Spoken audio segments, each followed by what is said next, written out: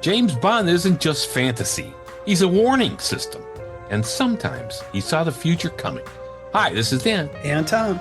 From SpyMovieNavigator.com and our show, Cracking the Code of Spy Movies. Today, we answer the question, was James Bond predicting the future or revealing what was already happening behind closed doors? Wait, you mean Eon Productions were fortune tellers? What'd they put into James Bond movies that showed they had a grasp on where the world was heading? And how'd they expose this to us?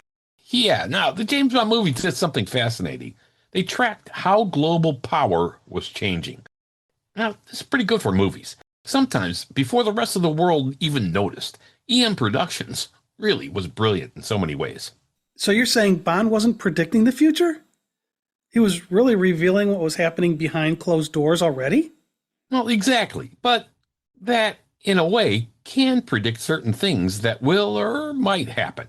To me, you want to talk about predicting the future. To me, the Jetsons animated sitcom, which aired in 1962, really predicted the future in terms of gadgets. I mean, they had electronic cleaning devices like the Roomba that we see today. They had flat screen TVs, video calling, wristwatches with computer capabilities, and a whole lot more. So they did this all in 1 year.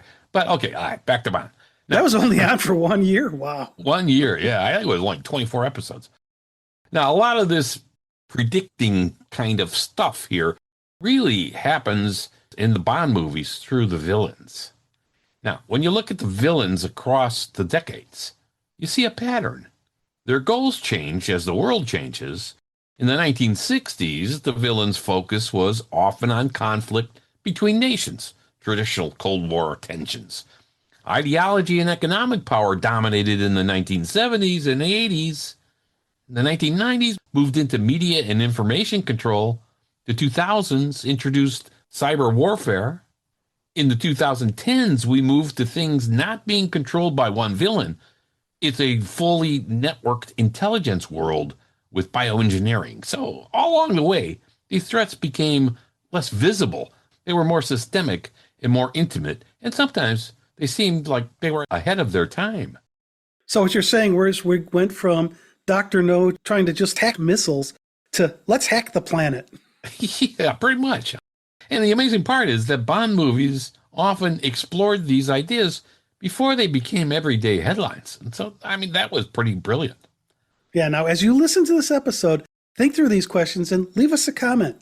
Which Bond prediction that we talk about today feels most accurate? Which one scares you the most? Was Bond ahead of the curve, or was he reflecting classified anxieties? Did he predict the future or just expose it? Okay, so let's start at the beginning with Dr. No. If we look at the villain, Dr. No, we find that he isn't Soviet or Western. He's a technocrat exploiting both sides. He's using the superpower rivalry for leverage. Yeah, I mean, that's important. He's leveraging the Cold War rivalry to do this. Dr. No doesn't care about ideology, really. He cares about power. So Bond isn't fighting communism. He's fighting destabilization as a business model, really. That's what he's doing. Yep. Yeah. And it sounds suspiciously current, actually.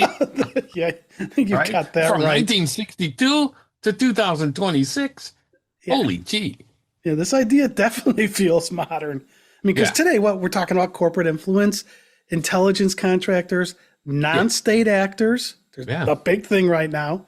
So Dr. No was basically doing that in 1962. James Bond identifies the danger early and realizes that conflict can be engineered. Yeah, all right, let's move on to From Russia with Love. On the surface, this movie is about East versus West. It feels like standard Cold War stuff. But the real villain isn't the Soviet Union. It's Spectre, a non-state actor. So both the Soviets and the British are being manipulated here. Everyone is a chess piece. Oh, I see what you did there. Chess pieces. Very nice. I mean, the movie opens after the title sequence with a chess match. So chess pieces. Very good, Dan. Thanks, that's right. All right. All right. But the point is important. This mirrors how Cold War conflict worked. And modern conflicts still work like this. Proxy wars, hybrid warfare, and information manipulation. It's all going on now. Exactly. Yeah. This time, James Bond isn't fighting communism. He's fighting engineered instability. Yeah. And I think that distinction matters here. In fact, many of today's conflicts are based on these strategies. We are recording this in March of 2026. Whether we are looking at the Russia-Ukrainian conflict, the Iranian conflict, China versus Asia, and more, all of this is happening. These early James Bond movies educated us then, and that education still holds 60 years later. Amazing. Yeah, yeah. And From Russia with Love was a masterclass in how these proxy wars can be used to play both sides against each other. Yeah. And like you say, Dan, not much has changed in politics since this movie. No. All right. Quick look at Goldfinger. And this took us on a very different track than the earlier two movies. It broke the mold. Here, the battlefield isn't political, it's economic. Goldfinger wants to manipulate the global gold market, which means financial systems become strategic targets. So if we can replace gold with digital markets or data today, this story still works. Yeah. Right? You just change out what you're trying to hoard here. In fact, through the series, they do reuse this concept numerous times. Yeah. Yeah, but it did bring us something futuristic. Goldfinger's laser. Remember that? That's true. That's yeah, true. that didn't even exist when Ian Fleming wrote the novel in 1959. In the novel, Bond was threatened with a circular saw, if you recall, which still would hurt. It would. So if you want to see more about how lasers have been used in spy movies, go to our YouTube channel, Cracking the Code of Spy Movies, and search for laser. We show you 12 uses of lasers in spy movies up to 2020. Yeah, that's a cool video. All right, on to Thunderball, which brought non-state actor Spectre back. Mm-hmm. Spectre's once again trying to play multiple countries against each other for profit. Thus, they're keeping this theme from the 1960s going forward. This is classic Cold War logic. Mutually assured destruction with nuclear devices becomes a business model. And I think, Dan, we've talked about how some of this stuff carries forward. I think we still see this today. We have nuclear brinkmanship. So how many times in the last year have you heard of nuclear weapons? Like quite a lot, I bet. Yeah, look what's happening in the world today as we record this. Nuclear threats remain a geopolitical lever. And as long as weapons exist, someone will try to monetize them. And that's what's going on. So let's look at You Only Live Twice. This keeps the theme of a non-state actor trying to pit the U.S. against the Soviets. This time, it is by hijacking a spacecraft. The U.S. blames the Soviets, and the Soviets prepare for retaliation. Both sides are being manipulated by Spectre. This is textbook proxy escalation, and it's really mirrored in modern hybrid warfare. Cyber intrusions disguised as state actors, disinformation campaigns, which are getting dramatically worse with AI, by the way. Yeah. And false attribution tactics. All of this is happening now. Yeah, this AI stuff gets really scary here. Yeah. But what this shows us back then is the structure and the concept of what these non-state actors do hasn't changed. The technology's changed, but the concepts haven't changed. So the last movie of the 1960s, On Her Majesty's Secret Service. This one feels different, but it's more like Goldfinger than you might realize. Instead of irradiating gold, Blofeld wants to use a biological agent to blackmail the world over agriculture. In Goldfinger, he just wanted to force the price of gold up. Blofeld's using his biological agents strictly for blackmail. And this time, like in Goldfinger, it isn't to pit one nation against the other. He wants to blackmail them all. And it's all about money for him in this one. Yeah, but the ending is poignant. It's impactful. As you said, Tom, it feels different. Yeah, but Bond wins tactically with his mission, but the war doesn't stop. That's the important part there. So yeah, I agree with you. And it's really a great way to wrap up the 60s in the Bond series. yeah. Even when the mission succeeded, the conflict persists. Yeah, I mean, there is no peace dividend here. Yeah. So if you look back at the Cold War pattern in the 1960s, in the Eon Productions James Bond movies, we notice some things that are consistent. The enemy rarely fights openly. The superpowers are manipulated. Conflict is engineered to trigger escalation. Economic and technological systems are targeted, and resolution is temporary. And so in the 60s, James Bond isn't fighting communism. He's fighting instability as a business model. Yeah, it really sounds less like Cold War, more like a modern political landscape. And so this is, in a big way, predicting the future. And so that was the 60s. We wrap that up. Let's jump into the 70s. Yeah, 1970s James Bond movies are fascinating, in part because the enemy changes shape. We get the rise of the corporate villain. In the 1960s movies, the Cold War forms the background tension. By the 1970s, ideology itself began to fade as the organizing force of conflict. Instead of communism versus capitalism, the villains represent profit, power, and personal ideology. The world in these movies feels less like a geopolitical struggle and really more like a marketplace of competing ambitions.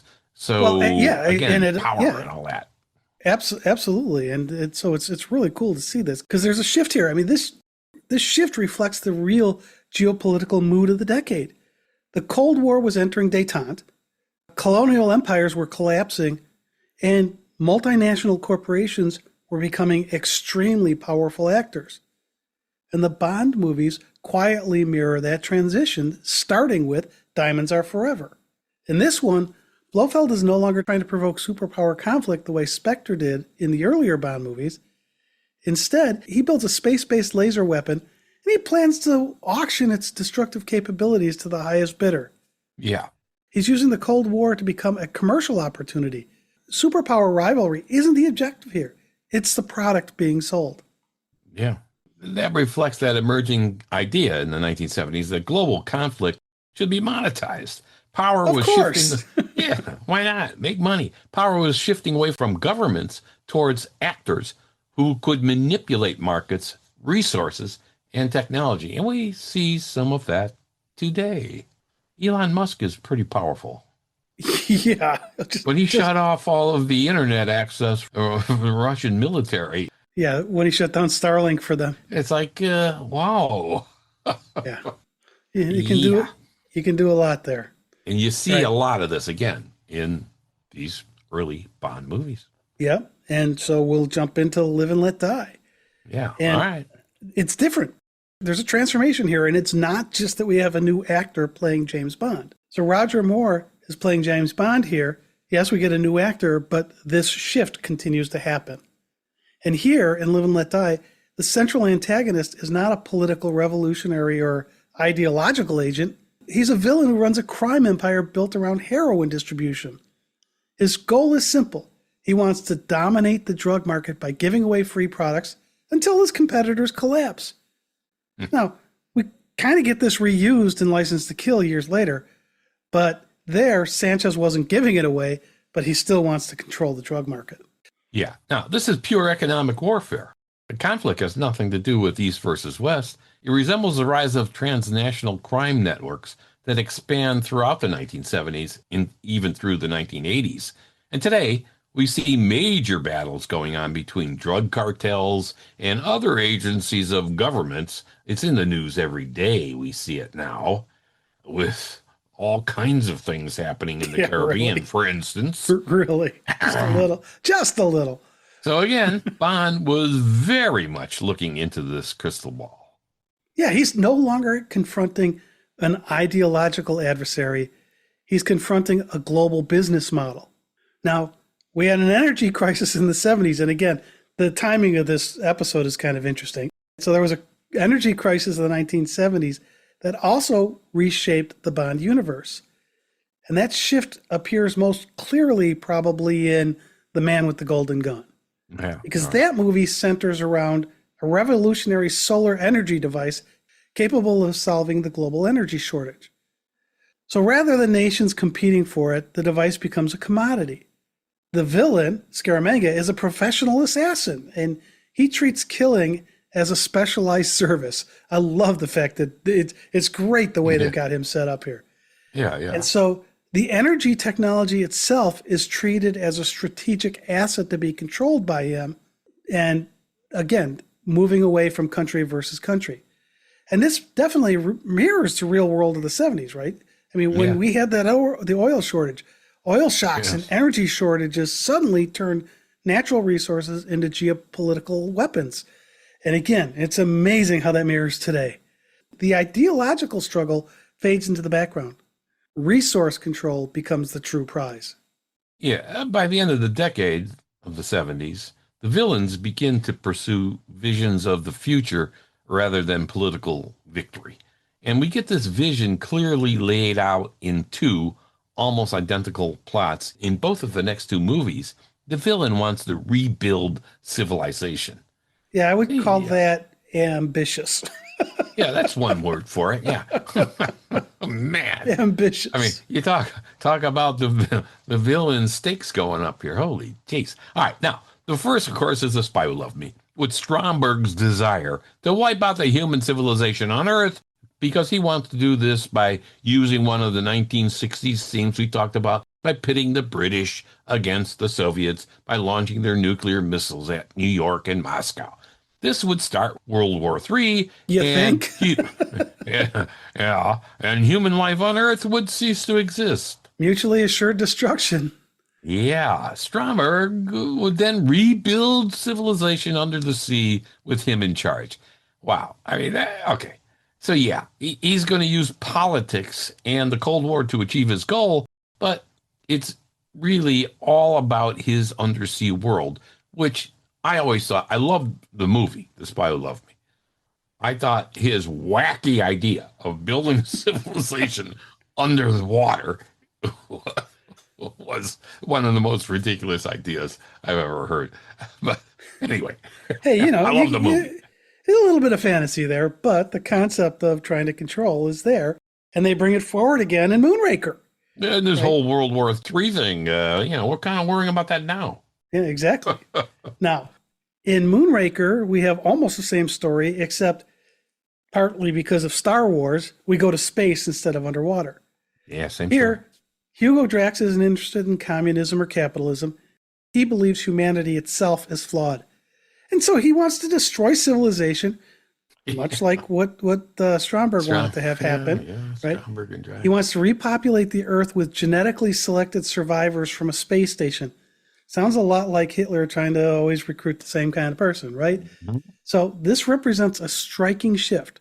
The villain's motivation is utopian engineering, not political conquest. And ideology becomes his personal philosophy. Yeah.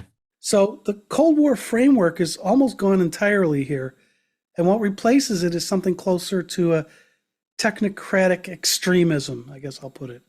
And we see this in future Bond movies, culminating in No Time to Die. Yeah, I mean, like Drax and Stromberg should have gotten together. If Drax wants to build it in outer space, Stromberg wants to build it underwater. Hey, you go in the middle. How about Earth? Right in the middle. Well, no, All right. in space, they'd all be better looking than probably the ones underwater. Yeah. All right. Today we have private space exploration going on. There are Space Force initiatives. Satellites are filling our skies, with corporations owning many of them. Drax's mission doesn't seem so absurd anymore. In fact, it now feels disturbingly plausible, Yeah. which is frightening. And I like Yeah. disturbingly in front of the word plausible there, Dan. Yeah, That was good. It is. It is. So across the 70s James Bond movies, a consistent pattern appears. The villains are no longer ideological agents. Instead, they represent different forms of power that emerged during the decade. Corporate profiteering, global organized crime, resource manipulation, technological or scientific elitism. In other words, the enemy stops representing a political system and begins representing systems of influence. So it is a shift. And Yeah. I think for me, the 70s Bond movies, they quietly redefine what a Bond villain is. Earlier movies framed conflict as a struggle between nations. The 70s, it gets much more complicated because we find out the real power in the world may not belong to the governments at all. It might belong to individuals who can manipulate markets, technologies, or global networks. yeah, that idea becomes a foundation really for the later Bond movies. Media tycoons, cyber terrorists, rogue billionaires. We got some of those going on today. And biotech Rogue extremists. billionaires today. Who are you talking about? Yeah. And biotech extremists. They all grow out of the same shift that happened in the 1970s. So in a sense, the decade represents a turning point. Bond stops fighting ideology and he starts fighting ambition without restraint. And we see that in a lot of Bond villains, right? It's this whole ambition without restraint concept. And we said in one of our Oh, other come on. They're podcasts, all it's like well-tethered people. What are you talking about? the difference between Bond and the villains was restraint, really. Bond had some. All right. So Some. by the 1980s, the ideological shift that began in the 1970s had become even more pronounced in the Bond series. The Cold War still exists in the background, but it no longer defines the villains. Instead, the movies begin to show something probably more complex: ideology fragmenting into competing personal agendas. We see corruption inside the system, with generals, intelligence officers, and entrepreneurs starting to pursue their own power rather than serving a clear political doctrine. So, Okay, so let me the shift is rephrase. happening. Yeah, Yeah. so let me rephrase it. The enemy is no longer a rival ideology. Yeah. It's corruption inside the ideological structure itself. Yeah. Yeah. Okay. Right. So we'll keep going with this then as we move into For Your Eyes Only. Neither superpower is actually the villain of the story. Instead, the real antagonists are opportunists trying to sell this ATAC system, which Yeah. to whichever side's going to pay more. It's kind of like the laser, right? In Diamonds are forever. Yeah. Right. So the Cold War framework still exists at this time, but the danger comes from people exploiting it. And the ideological rivalry becomes a marketplace for sensitive technology. Mm-hmm.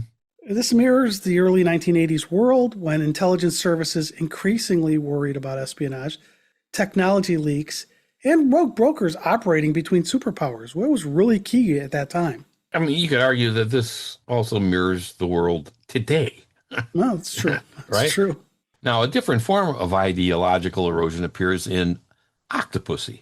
Here, the plot revolves around a Soviet general attempting to detonate a nuclear weapon on a NATO base in West Germany.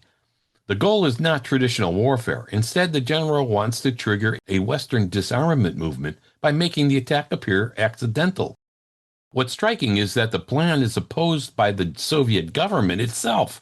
The villain represents a rogue ideology. Wait, somebody went rogue? This time it's the villain. In a spy movie. Oh my gosh. So he is rogue here. It's not representing the official policy of the Soviet government. The Soviet leadership understands the consequences and actually tries to stop him. So that was an interesting twist, I think, in Octopus. That really was, because it really gave us a new concept for the series. Namely, the idea that the greatest danger might come from individuals who believe their ideology more strongly than the state that supposedly represents it. Yeah, got a lot of that today going on. Yeah. Yeah, right. Now, Yeah. this ideological transformation continues in A View to a Kill, which is another knockoff of Goldfinger. Mhm. Here, Max Zorn Yeah, is not motivated by political ideology at all. He doesn't care about it. He's all about attempting to dominate the global microchip market by destroying Silicon Valley through the geological sabotage. And again, that would have been a really hot thing, especially at the time that this movie came out. Yeah. So the All right. Cold War still gives us the geopolitical backdrop, but here Zorn's objective is purely economic. His weapon is market domination through technological control. We're starting to see a pattern here. Yeah. And it reflects a major shift in the 1980s world economy because information technology was beginning to eclipse traditional military power as a strategic resource. I mean, think about these smart bombs. I mean, you can watch them go through the window. It's like, holy smokes. Yeah, but I'm saying you're saying this is a shift, but in a sense now with the military and semiconductor chips, that's a big battle today. Yeah. Who has the ability and the resources to build these chips today? And we need that. Every military needs that to be able to create these smart weapons. So in the Bond universe, But you also have to remember that when you talk that way, how do you know that whoever's creating them isn't doing something for their own nefarious needs behind the scenes that you can't see? We don't. That's another frightening element of today's world. But back to the Bond universe, the battlefield moved from missile silos to semiconductor production here. And which, again, like I said, in the 1980s was basically the future of global power. And today, we know the battle continues even more so today. So you have a lot of anxiety and a lot of tension about how you can build the next wave of semiconductors and what will computer power be able to do and who has the resources to build that stuff. Oh, that is extremely powerful today. And here you have it in a Bond movie a long time ago. Now, perhaps the most dramatic break from Cold War thinking occurs in License to Kill, because One of my favorite movies. this movie abandons geopolitical ideology almost entirely. It's gone. Bond goes rogue. He wants to pursue this drug lord who attacked his friend Felix Leiter. This conflict is deeply personal. It revolves around the operations of a sophisticated narcotics empire, bringing in a little bit of Goldfinger, a little bit of what we saw in Live and Let Die. Yeah. The Cold War doesn't matter at all in this story. Nope. The threat comes from a transnational criminal power operating beyond traditional ideology. You saw that in Goldfinger, Live and Let Die, A View to a Kill, and we'll see it again in Quantum of Solace. Yeah, okay, so this direction shift here foreshadows the post-Cold War world, where many global security challenges would come from organized crime networks rather than rival states. Yeah. One movie in the decade, though, partially returns to the classic ideological framework, and that's The Living Daylights. The story begins with what appears to be a standard Cold War defection plot involving a Soviet general. However, the narrative quickly reveals a different structure. The general is secretly working with Western arms dealers to profit from weapons transactions. So the twist reinforces the pattern seen throughout the decade. Even within this ideological machinery of the Cold War, individuals are pursuing private economic agendas, and ideology becomes a mask for profit. Yeah, so it's pretty cool. It really is. And so I think to wrap up the 80s, the Bond series presents a pretty consistent theme here. Yes, the Cold War exists, but it's begun to decay from within. The villains are no longer representatives of opposing political systems. Instead, they're individuals exploiting those systems. And the threats evolve into several new forms. You've got rogue military leaders who want to manipulate ideological tensions, corporate magnates seeking technological monopolies, arms dealers want to profit from global conflict, and transnational criminal organizations operate outside of political boundaries. And so the result is a world where ideology still exists on the surface, but the true power struggles happen beneath it. Yeah. Now, here's why the 1980s matter for the Bond timeline. The 1980s movies anticipated the end of the Cold War. I don't know if it ever really ended. It warmed up a little, but I don't know if it ever ended. Before it actually happened. So by the time the Berlin Wall fell in 1989, the Bond series had already begun preparing for a new kind of adversary, one defined not by ideology, but by control of money, technology, and global networks. That's the important part. And that's how smart EM Production was in reading what was going on in the world and creating new movies based on that and projecting other elements into it. All right, that's the 1980s, so let's jump into the decade of Pierce Brosnan, the 1990s. And for James Bond fans, it didn't start for 6 years until the arrival of GoldenEye in 1995. And this was just under 4 years after what's generally called the end of the Cold War, with the USSR's dissolution in December of 1991. So the 1990s Bond movies arrive in a moment when the Cold War is pretty much ended, if you will. Like you say, has it really? I don't know. But the information age is accelerating. We don't have the familiar ideological rivalry of East versus West. So the series pivots towards something more modern and, I dare to say, unsettling. Information itself becomes the battlefield. Power now comes from what? Controlling satellites, financial systems, media narratives, and the whole digital infrastructure. So across the decade's 4 movies, the threat evolves from physical weapons to control of data and perception. Yeah, right. We moved to satellites and digital battlefields. That's what we're doing. So in GoldenEye, the central weapon is not a missile, but an electromagnetic pulse generated by a satellite. The GoldenEye weapon can wipe out electronics across an entire region. At some point, it feels a bit Goldfinger meets On Her Majesty's Secret Service kind of idea, but updated for the modern world. So for me, this was remarkably prescient back in 1995. Yeah. Right? The concept of an EMP. The movie assumes that modern civilization depends entirely on a digital infrastructure. Go figure. Yeah, so you got banking networks, communication systems, computer databases. Entire military systems. Yeah. And so, Yeah. Dan, you and I worked in the software industry at this time. We Yep. saw how everything was changing, and destroying those systems could be as devastating as a nuclear strike. Yeah. And so, I mean, you again, look at what's happening now with Russia. Musk cuts off the Starlink satellite, and they're in a herd of trouble trying to do their communications because they were using it. Yeah. Now, here in GoldenEye, the villain, Alec Trevelyan, is also symbolic of a changing intelligence world because he's a former British agent who weaponizes classified information and stolen access codes. Yeah. The threat no longer comes from a rival government, but from someone who understands how the system works from the inside. Again, the movie GoldenEye suggests that the future of warfare will be cybernetic rather than nuclear. Now, we have a lot of tension today about nuclear possibilities and the potential of nuclear weapons, and it's frightening. But there are cybernetic wars going on every day in this world now, every day. Again, this concept is being woven into the battle plans of nation versus nation today. Yeah, it really does. Yeah. So if we get back into the 90s, not from today, 2 years after GoldenEye, we get Tomorrow Never Dies, which continues to push this idea further. Here, the villain Elliot Carver is a global media tycoon who engineers international crises to generate exclusive news coverage. The media trying to influence things. Go figure.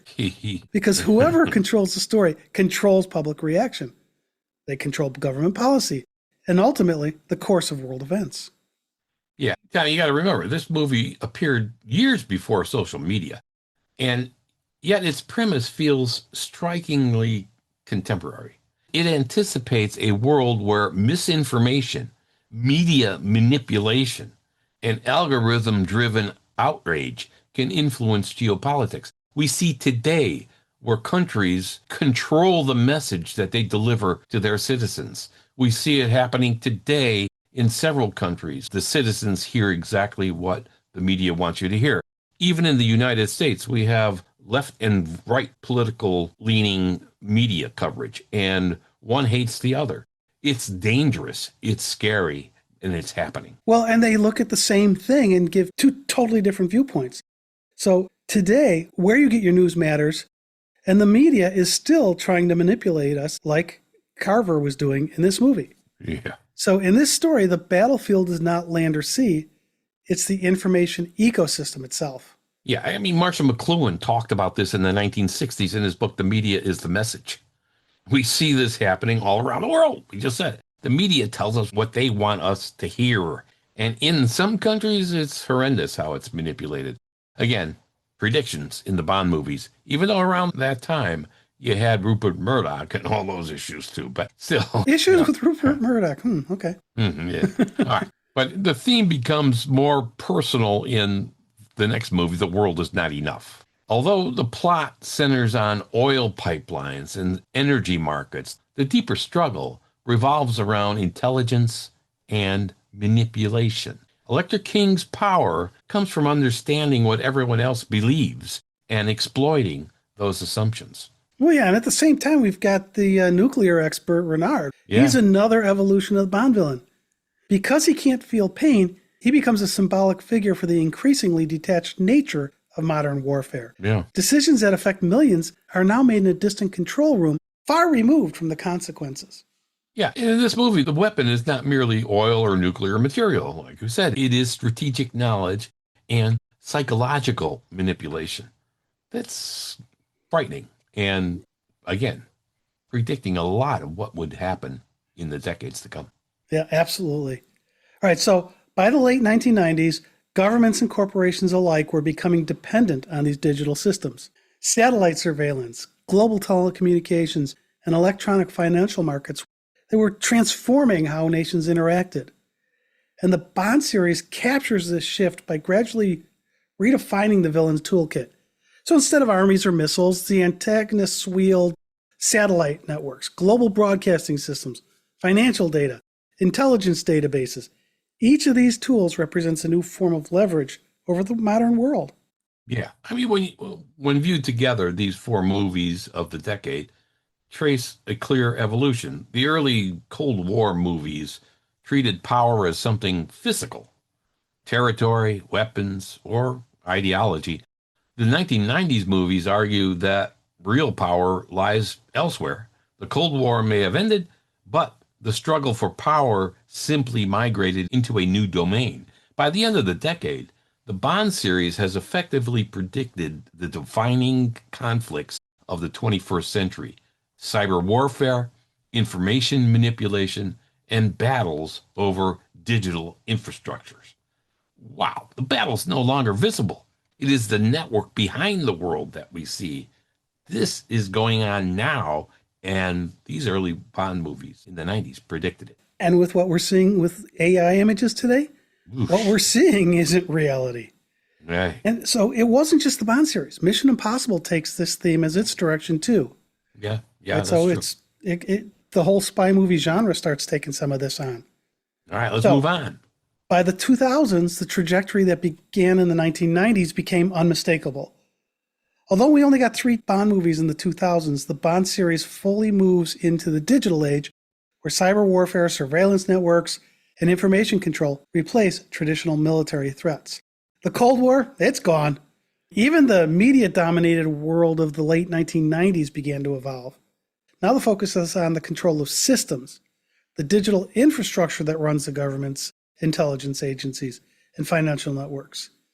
So, Dan, I won't talk about this movie. Why don't you talk about the first one so I don't have to talk about it? Now, we know, Tom, that you love Die Another Day, and that's one of your all-time favorite Bond movies. But okay, all right, I'm going to talk about it. Fine. All right, I'll take this one. Calling it hate is putting it nicely. All right. The theme is interesting in Die Another Day: identity manipulation through biotechnology. The villain literally reinvents himself. The villain uses advanced gene therapy and facial reconstruction to erase his past and re-enter the world as a Western industrialist. Okay. So, Dan, this whole facial taking on a different persona while my henchman still has diamonds embedded in his face is one reason why I hate this. You're going to make yourself look that pretty. Help a brother out. Yeah, all right, Tom, but look, this transformation allows him to gain access to political and financial networks that would otherwise be closed to him. So he had to do it. Although the movie focuses heavily on spectacle, the subtext is more clear. In the emerging digital world, identity itself can be engineered or re-engineered, altered or falsified. Intelligence agencies rely on databases, biometric records, and digital tracking, but those systems can also be manipulated. It goes on every day in the world today. All countries are doing this to other countries, trying to manipulate their digital systems. It's going on constantly. So in other words, cyber warfare is not only about computers. It is about control over who someone appears to be inside the system. That's different. If we jump forward then into Casino Royale with the reboot of the series, this one's kind of interesting because the novel was written and published in 1953. Yeah. This movie moves away from the gadgetry, but still reflects on the new cyber reality. And Dan, I'm going to say something that may surprise you here. Okay. I think Purvis and Wade actually did a pretty good job with this task. Whoa, wait a minute. You rarely hear me say anything good about those guys. I think they did a good job with this. And it was a tall challenge, taking Fleming's work, modernizing it. And now they were joined by Paul Haggis on this one. Yeah. But the structure of the changes surprisingly worked for me, especially given those two authors.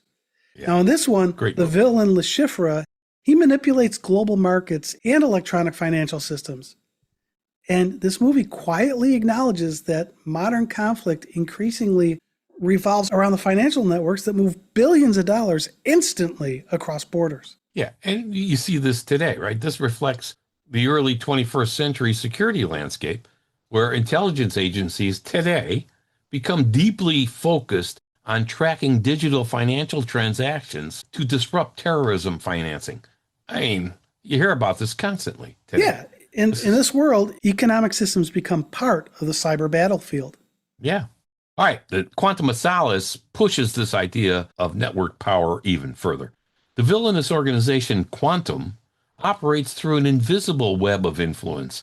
Its members include politicians, intelligence officials, and corporate leaders. Their operations are coordinated through secure communication networks and hidden alliances rather than visible military forces. This organization behaves less like a traditional villain group and more like a distributed network, reflecting this concept of a growing influence of globalized corporate and intelligence partnerships in the real world. In this context, power comes from managing interconnected systems, not occupying territory. And I have to say, I love the way they showed that with the opera scene. That Yeah. the whole everybody out there, all interconnected, secret communications. Yeah, That you wonder how secret it was when Bond just or steals one of the devices. Yeah, he steals a device. Yeah, So yeah, he didn't hack good. into it. No, he didn't hack into it. Yeah, today Right. they would have hacked into it. Back then. All right, now, the decade closed with that movie, and it prepared the series for the cyber-driven conflicts of the next era. While still Yeah. grounded in human intelligence and espionage, the movies of the late 2000s emphasized that intelligence agencies are now operating within massive data environments.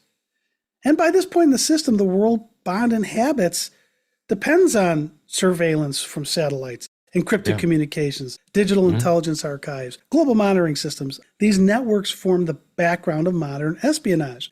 And we saw it here in James Bond. And the implication is that the next generation of threats won't rely on nuclear weapons or traditional sabotage. They're going to focus on disrupting the digital infrastructure that the intelligence agencies depend on. Yeah. Again, this is in the news virtually every day today. Across the 2000s, the Bond series outlines a clear progression in how power operates in the modern world. So instead of ideology or territory, although we see battles for territory still going on today with these wars, Ukraine and Russia and so on. But still, instead of ideology or territory acquisition, the central battlegrounds more or less now become the digital identity, the global financial systems, the networked political influences, and intelligence databases, and of course, surveillance systems, spaces filled with spy satellites from every nation that could launch them. Oh, and spy movies make you think they're everywhere and can go anywhere. Yeah, yeah. Wish they could for us, for the good guys, whoever they are, us. All right. These elements represent the foundations, really, of cyber warfare. And in the Bond timeline, the 2000s represent the moment when espionage stops being about stealing secrets and starts being about controlling the networks where those secrets live.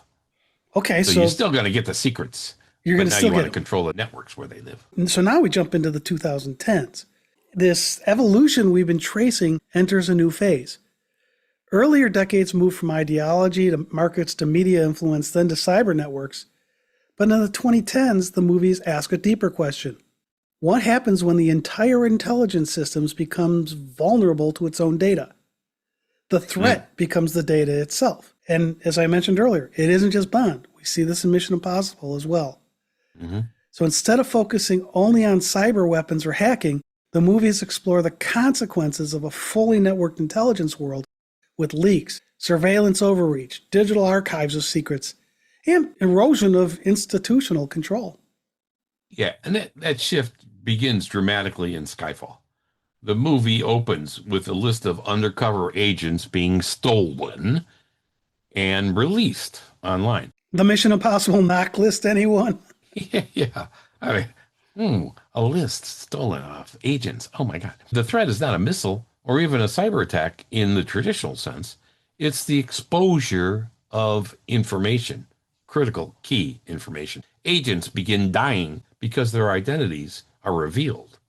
So the villain, Raul Silva, represents the dark side of the digital intelligence era.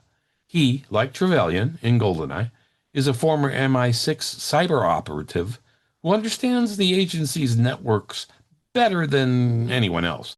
Instead of trying to destroy MI6 directly, he exploits its digital infrastructure, hacking systems, manipulating databases, and orchestrating attacks remotely.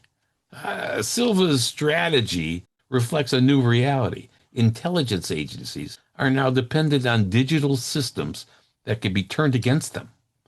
Politicians question whether traditional field agents like Bond are still relevant in a world dominated by drones and cyber operations. And this movie ultimately argues something nuanced, that technology changes the battlefield, but human intelligence still matters. That's one of the points M makes in Skyfall. Yeah, but it can't just be the technology. Right. So then the next movie, Spectre, expands this scope from cyber conflict to a global surveillance architecture by linking intelligent databases from multiple countries into a single monitoring network. So the idea here is that governments will be able to observe global communications in real time. Now, this reflects the growing real-world debates of the mid-2010s. Debates about mass surveillance, data collection, the balance between security and privacy, which is getting huge. And the implication is chilling. Frightening. Whoever controls the surveillance infrastructure effectively controls global intelligence. So here, the threat is no longer just hacking a system, it's owning the system itself. Yeah, here we're getting into the next generation of warfare, really. The decade closes with No Time to Die. Our favorite movie, huh? Which was produced in the late 2010s, even though it was released later. Now, the COVID pandemic pushed the release, of course, back to 2021. But this is a 2010s Bond movie. It pushes the evolution of modern threats one step further. The central weapon, Project Heracles, is a nanotechnology-based biological agent that can target individuals through their DNA. So, the weapon can be programmed to kill specific people while leaving others untouched. This means that the ultimate vulnerability isn't your computer, it's your biology. Yet, the underlying logic is still rooted in data. The weapon depends on genetic databases and personal biological information. It really reflects a growing concern in the late 2010s about the whole massive expansion of personal data. DNA records, who controls them, who gets to see my stuff, biometric identifiers, and digital health information. It all becomes really important. Yeah, I mean, the Bond movie suggests that the next frontier, really, of conflict will involve not just hacking computers, but weaponizing personal data itself. That's frightening. That is. But all of that is happening today. If you step back and look at the entire decade of the 2010s, the Bond movies outline a new stage in the evolution of global power. The early decades focus on controlling weapons, territory, or markets. The 2010s focused on something far more abstract, but equally powerful: information ecosystems. Yeah, those are powerful. Yeah. Maybe the most interesting aspect of the 2010s Bond movies is their introspection. The series begins asking whether traditional espionage can survive in this new environment. Bond represents this older model of intelligence work, personal judgment, physical courage, and human relationships. The digital world surrounding him is dominated by algorithms, data streams, automated surveillance systems, everything but what Bond was. The movies ultimately suggest that technology may reshape espionage, but it cannot completely replace human decision-making. Yes. And we see that in the world happening today. In a world overflowing with data, the rarest and most valuable resource may still be human judgment, really. Amen, brother. So if we look back across 60 years of James Bond movies, the villains start looking less like fiction and more like headlines. The Bond movies track the evolution of global power, from Cold War rivalries to corporate influence, to cyber warfare, and then to biological data. Which raises an interesting question. Was Bond predicting the future, or was he exposing what governments were already worried about? That's the question we want to hear from you. Which Bond prediction feels the most accurate? Besides being accurate, which one scares you the most? Yeah, because a lot of them scare me. Yeah. Now, the future of Bond movies isn't science fiction. It's tomorrow's newspaper. Yeah, and that's all happening today. All right, that's a wrap on our look at how James Bond movies pointed out changes in the world, sometimes before we had ever seen the change. If you enjoyed this episode of Cracking the Code of Spy Movies, make sure to subscribe and share it with a fellow spy movie fan. And remember, in espionage, the future is now. And trust no one, except us. And thanks for listening.